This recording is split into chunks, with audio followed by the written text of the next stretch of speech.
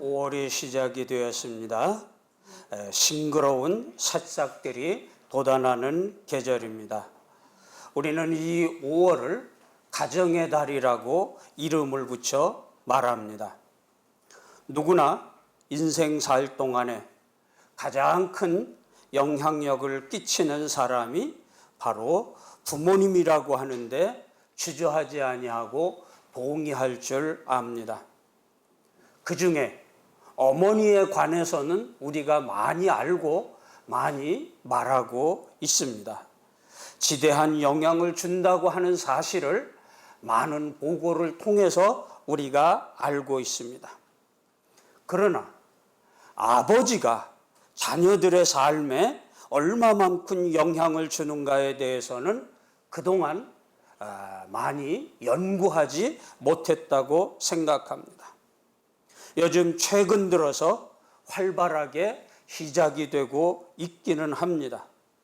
이러한 연구 결과들을 간추려 본다고 하면 아버지와의 관계가 어떠하냐에 따라서 우리들의 자존감과 다른 사람을 배려하는 마음과 또 일을 이루어내고자 하는 목표의식에 절대적인 영향력을 미치고 끼친다고 이야기들을 합니다. 미국 정신건강학회 로렌 모센이라고 하는 박사가 청소년들의 음주와 관련을 해서 조사한 결과가 있습니다. 아버지가 없는 가정이 빈곤한 가정보다도 더 결정적인데 영향을 미친다고 하는 사실을 발견했습니다.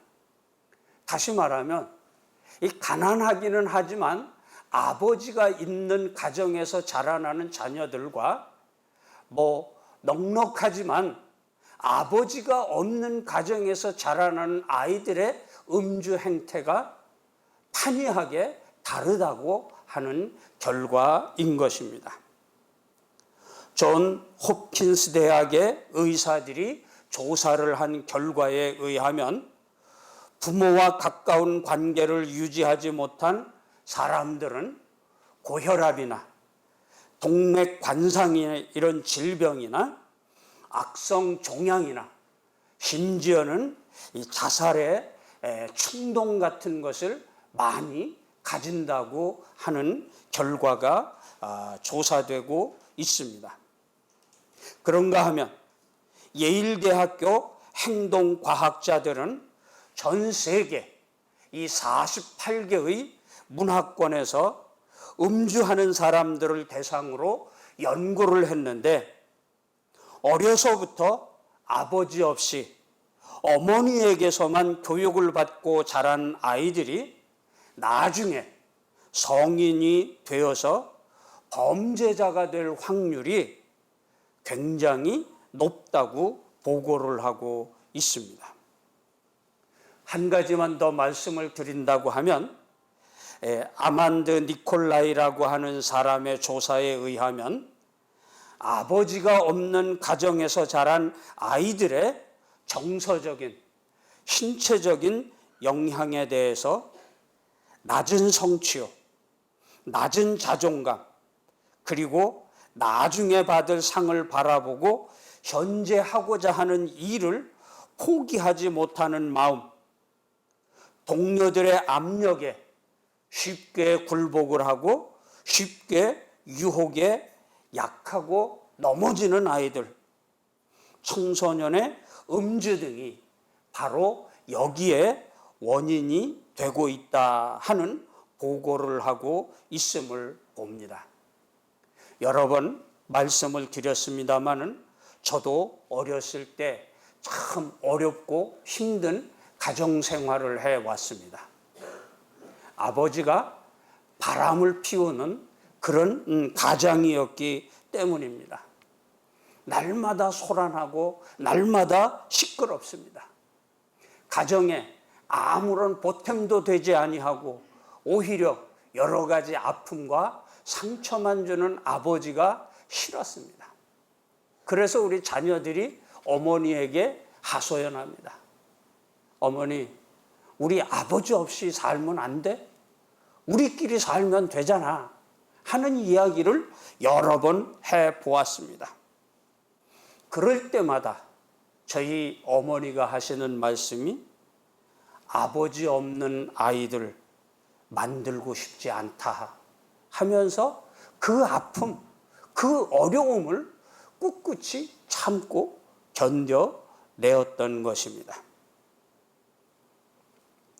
1976년도 한국인 최초이자 또 시각장애인으로서 박사가 된 강영무 박사를 여러분들 잘 아실 것입니다. 그 아들 장남 진석군이 하버드 대학에 지원할 때의 이야기가 아버지와 아들의 꿈이라고 하는 이 강영무 박사의 책에 기록이 되어져 있는데, 이 교수들이 장남 진석군에게 질문을 합니다. 당신의 인생에 가장 영향을 준 사건이나 경험이 무엇입니까? 하고 교수들이 면담을 하면서 질문을 할 때 그 아들이 이렇게 이야기했다고 기록이 되고 있습니다. 내 어린 시절을 회상해 본다고 하면 유관이 없이도 볼 수 있는 세계를 보여주신 맹인 아버지를 가지게 된 것이 얼마나 다행인 일이었는가를 깨닫게 된다. 두 눈을 뜬 내가 두 눈을 보지 못하는 아버지의 안내자가 아니라 맹인인 아버지가 정한자인 내 인생의 안내자 역할을 하신다고 하는 것을 알게 된 것이다. 이제 나도 성장해서 대학에 진학할 나이가 되어 많이 변했다. 그러나 그러한 세월 속에 변하지 않는 것이 있는데, 그것은 아버지가 잠자리에서 읽어주던 이야기, 내게 미친 영향이 큰 것이었습니다. 아마도 그 영향은 영원할 것입니다. 그로 인해 내 상상의 세계는 넓혀졌고 창의력은 개발이 되었을 뿐만 아니라 비전은, 꿈은 날마다 선명해지었습니다.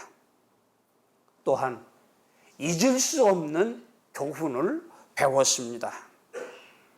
아버지로 인해 나는 세상을 긍정적으로 보고 도전하며 편견과 차별이 없는 사회 건설에 기여할 의욕을 갖게 되었으며, 누구나 나의 스승이 될 수 있다고 하는 삶의 태도를 가지게 되었습니다.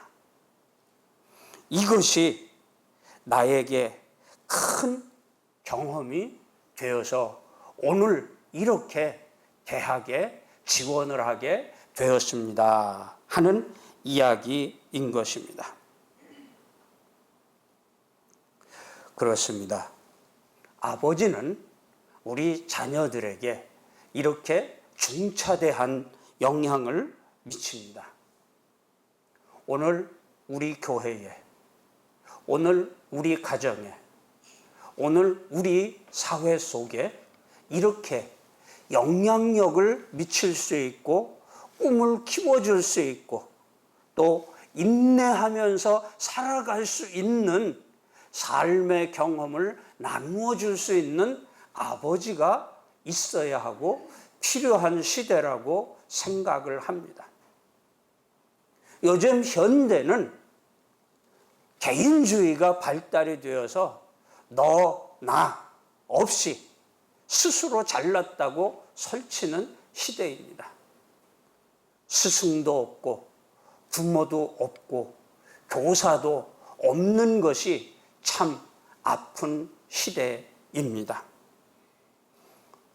이런 시대에 우리는 오늘 성경이 우리에게 보여주는 아버지가 어떤 아버지이냐, 라고 하는 것을 생각해 보면서 내가 이런 아버지가 되고 내가 이런 부모가 되고 우리 가정, 우리 교회, 우리 나라를 바로 이런 삶의 모습으로 이루어갈 수 있고 변화시킬 수 있는 성도와 교회가 되실 수 있기를 주님의 이름으로 간절히 축원드립니다.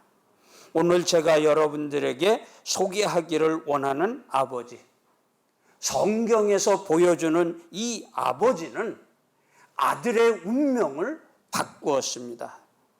파멸로 가는 아들의 삶을 변화시킨 위대한 아버지입니다. 우리는 이 이야기를 너무나 잘 알지만 다시 한번 되새겨 보면서 나는 이 시대에 참다운 부모인가 아버지인가 돌이켜볼 수 있는 우리 모두가 되실 수 있기를 바랍니다.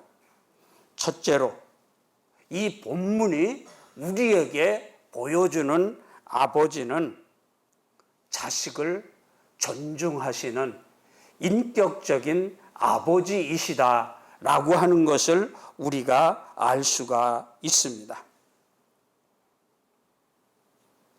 오늘 말씀에 보니까 둘째 아들이 이제 20살이 넘었는지 성인이 되자마자 아버지에게 요청을 하는데, 아버지, 나에게 돌아올 분깃, 상속분을 주십시오.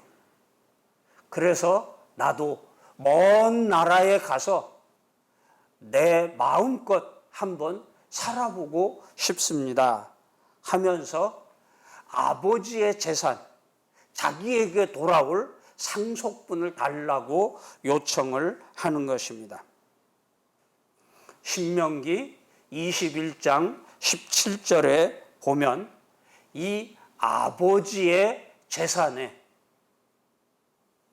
3분의 1은 이 둘째 아들에게 돌아가도 마땅한 그런 상속분이었습니다.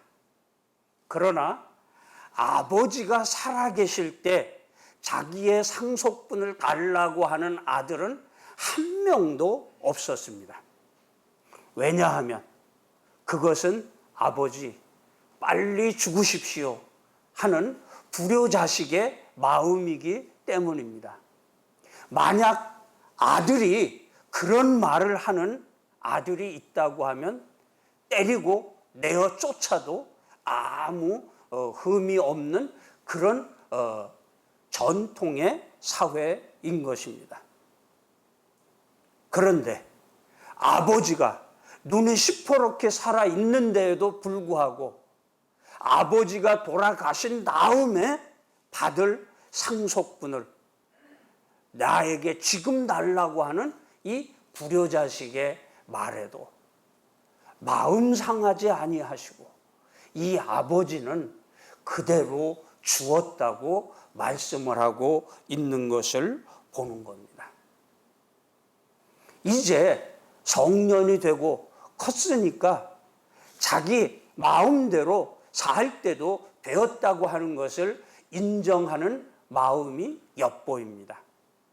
우리는 이런 아버지를 대화가 통하는 아버지 내지는 소통이 되는 아버지라고 말을 할 것입니다. 저도 이 아들을 하나밖에 못 키워봤지만 이 아이들이 어렸을 때 되지도 않는 요구를 많이 하는 걸 들어볼 수가 있습니다. 그럴 때 뭐 아무리 마음이 좋아도 그 이야기를 다 들어줄 수는 없는 게 아버지의 마음이고 부모의 마음인 것입니다. 그런데 오늘 이 본문에 나와 있는 이 아버지는 있을 수 없는 요구를 하는데 그럼에도 불구하고 그 이야기를 그대로 수용을 하고 그것을 허락을 해 주는 아버지의 모습을 볼 수가 있는 것입니다. 아들의 주장에 대해서 설득을 하거나 꾸짖지도 아니하고 그대로 받아들이고 있는 인격적인 아버지라고 하는 것입니다. 그렇다고 해서 얘야 조금 더 기다려라 설득을 하고 나무란다고 해서 인격적인 아버지가 안 되는 것은 아닐 겁니다.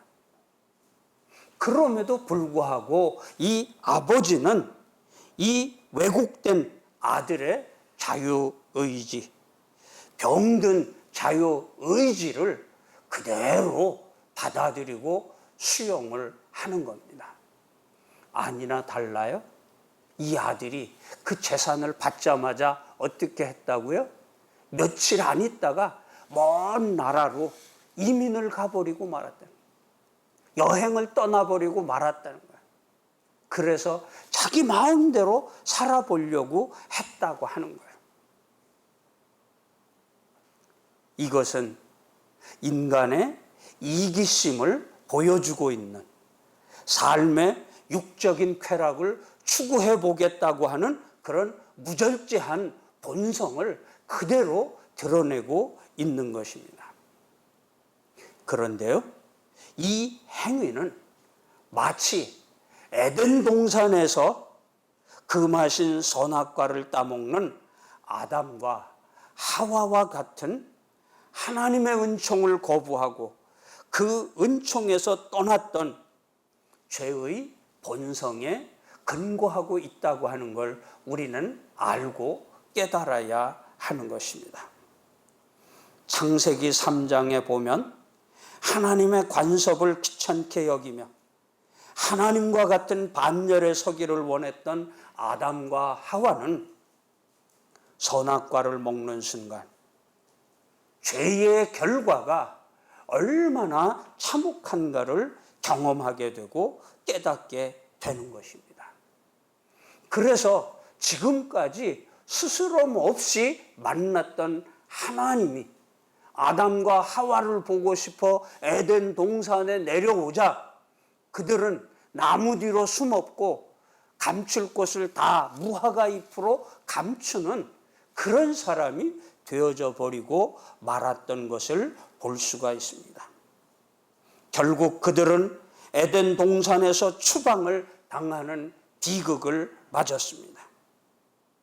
아버지의 통제에서 벗어나려고 하는 타락한 인간의 자유의지의 결과인 것입니다.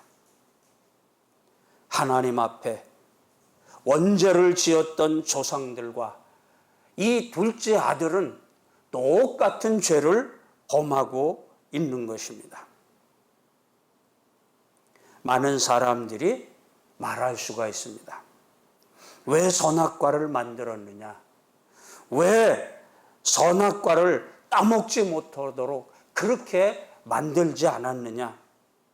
인간이 그 열매를 따먹을 것을 하나님이 모르셨단 말이냐?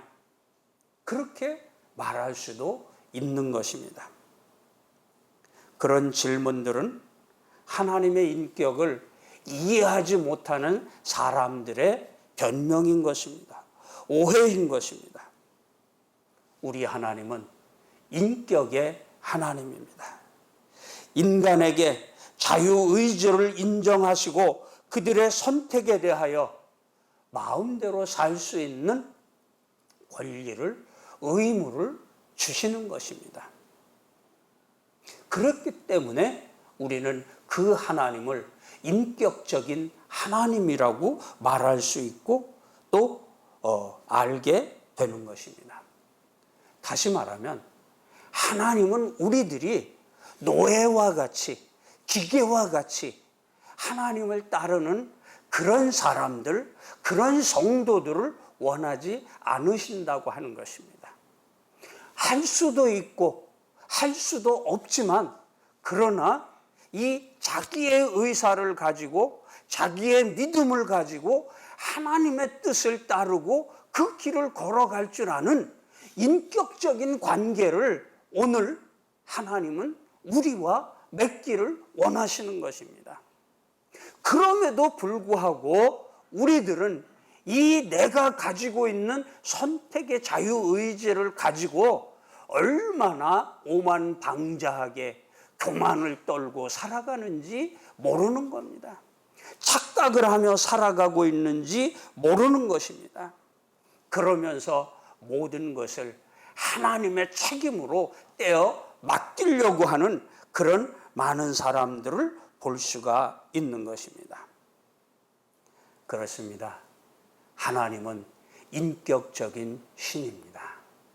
오늘 내가 할 수도 있고 할 수도 없는 이런 이 갈림의 길에서 하나님의 뜻이 무엇인지, 하나님의 길이 어디에 있는지 이것을 내가 스스로 생각하고 내가 자유로 깨닫고 그 길을 걸어가는 것을 기뻐하시는 분이 인격적인 아버지요, 인격적인 하나님이시라고 하는 겁니다.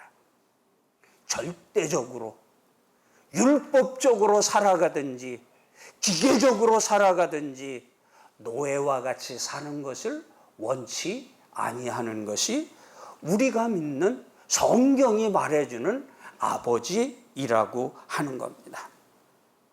그래서 이 아버지는 아들이 멀리 떠났을 때에도 끝까지 참고 끝까지 돌아오기를 기다리고 있는 것입니다.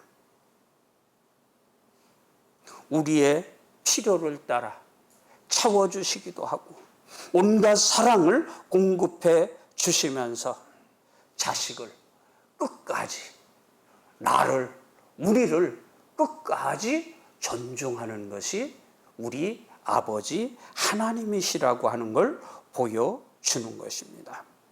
두 번째로 이 이야기가 우리들에게 보여주는 것은 무조건 용서하시는 아버지 하나님을 보여주고 있는 것입니다.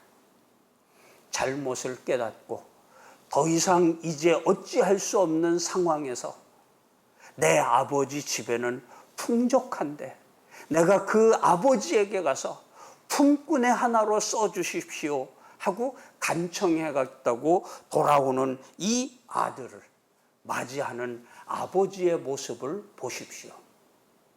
20절에 보니까 벌써 거리가 멀리 떨어져 있는데에도 아들인 것을 알고 달려와서는 측은히 여기고 불쌍히 여기고 목을 끌어안고 입을 맞추는 분이시라고 말씀하고 있습니다.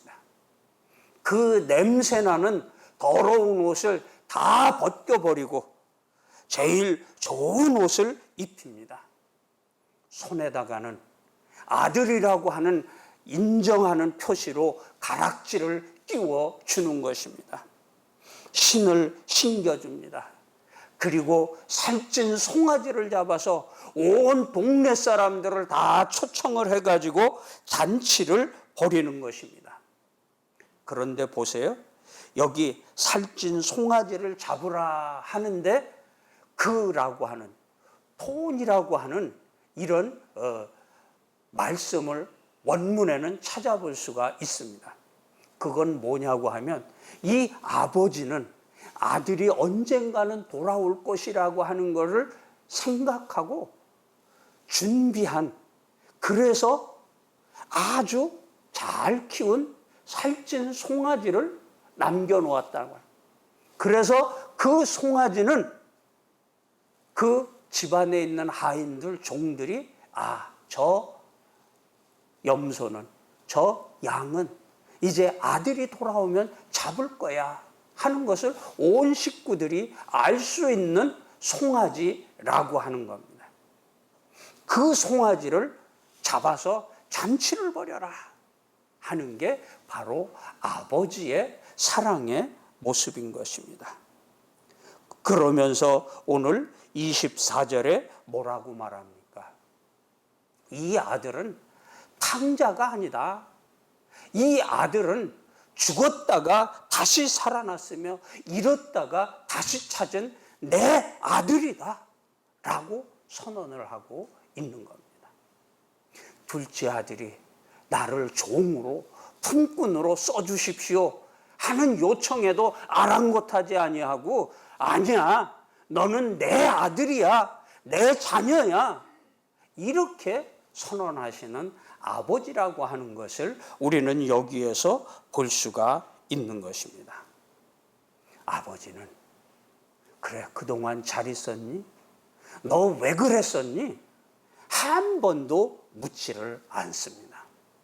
그리고 이런 사랑을 베풀어 주는 것입니다. 아버지의 용서에는 더 이상의 설명이나 수식이 필요 없는 것입니다. 갑론을박을 할 필요도 없는 것입니다. 아들의 모습 그대로를 받아주시고 무한하게 덮어주시고 용서하시고 사랑하시는 아버지의 모습을 볼 수가 있습니다. 여기에서 다윗이라고 하는 이스라엘의 왕이 그 아들 압살롬이 왕권을 차지하기 위해서 반역을 일으킨 것을 우리는 잘 압니다. 그때 이 아버지 다윗이 어떻게 합니까? 장군들이 압살롬을 잡아 죽일까요? 하고 얘기하는데도 아니다. 내버려 두어라. 그리고 우리가 궁을 떠나고 피신을 하자. 그리고서는 피난길을 나아가는 겁니다. 아들 압살롬의 군대를 이길 수가 없었기 때문에 그랬을까요? 아니에요. 상처받을까 봐, 아플까 봐, 죽을까 봐. 이 아버지 다윗은 압살롬을 대항하지 아니하고 그냥 내가 고통스럽더라도 내가 힘들더라도 피신을 하고 떠나가 버리는 겁니다. 이게 바로 사랑의 아버지요, 사랑의 모습인 것입니다. 이렇게 큰 용서와 사랑을 입은 하나님의 백성들이라고 하면 우리는 어떻게 살아야 할까요? 전에도 한번 말씀드린 적이 있는데 프랑스의 빅토르 위고가 쓴 레 미제라블이라고 하는 소설이 있습니다. 여기에는 두 주인공이 나옵니다. 비록 한 사람은 가난해서 먹을 것이 없어서 어쩔 수 없이 범죄를 저질렀던 장발장이라고 하는 사람과 한 번 범죄한 사람은 또다시 범죄할 것이다 라고 하는 것을 예의주시하면서 그를 또다시 범죄할 때까지 뒤쫓아가면서 찾아다니면서 그를 잡아 감옥에 사형시키려고 하는 이 형사가 있었던 것입니다. 그런데 이 자베르라고 하는 형사가 그만 프랑스 혁명 때 청년들에게 붙잡혀서 사형을 당하고 죽게 되었습니다. 그때 존경을 받는 이 장발장이 나타나서는 내가 그 사람을 잘 안다. 그 사람을 그럴 사람이 아니다. 그리고 그를 풀어주고 살려주게 되었습니다. 그때 지금까지 장발장을 잡아서 죽이기 위해 교도소에 보내기 위해서 끊임없이 쫓아다니던 그 형사 자베르가 눈물을 흘리면서 장발장에게 물어봅니다. 아니, 당신이야말로 나를 가장 죽이고 싶을 텐데 왜 나를 살려줍니까? 이 자베르 경사의 말에 장발장은 이렇게 대답을 합니다. 이 세상에는 넓은 것이 많이 있어. 바다가 땅보다 더 넓고 하늘은 그보다도 더 넓소. 그러나 하늘보다 더 넓은 것이 바로 용서라고 하는 관대한 마음이요 하면서 그를 풀어주고 용서해 주었습니다. 이 장발장의 말에 차가운 얼음과 같은 자베르 형사의 마음이 녹아지고 눈물을 흘리며 흐느끼게 되고 변화하게 되는 삶이 이루어지게 되었던 것입니다. 가정을 행복하게 하고 자신을 행복하게 하고 사회와 나라를 행복하게 만드는 것은 바로 용서요, 사랑이요, 이런 은혜인 줄로 믿습니다. 죄에 대한 벌은 받아야 하지만 그 원리를 용서와 사랑이 전제될 때 성숙한 사회가 되고 가정이 되고 교회가 되어질 수 있는 겁니다. 중요한 사실은 나 자신은 주님으로부터 용서받을 수 없는 끝없는 사랑을 입은 존재라고 하는 것을 우리는 잠시도 잊어서는 안 되고, 그러므로 우리는 이런 은혜, 이런 사랑을 가지고 어디에서든지 이런 용서하고 사랑하는 성도로 살아가야 할 것입니다. 마지막으로 보면 우리 아버지는 기뻐하고 즐거워하기를 좋아하는 아버지인 것을 볼 수가 있습니다.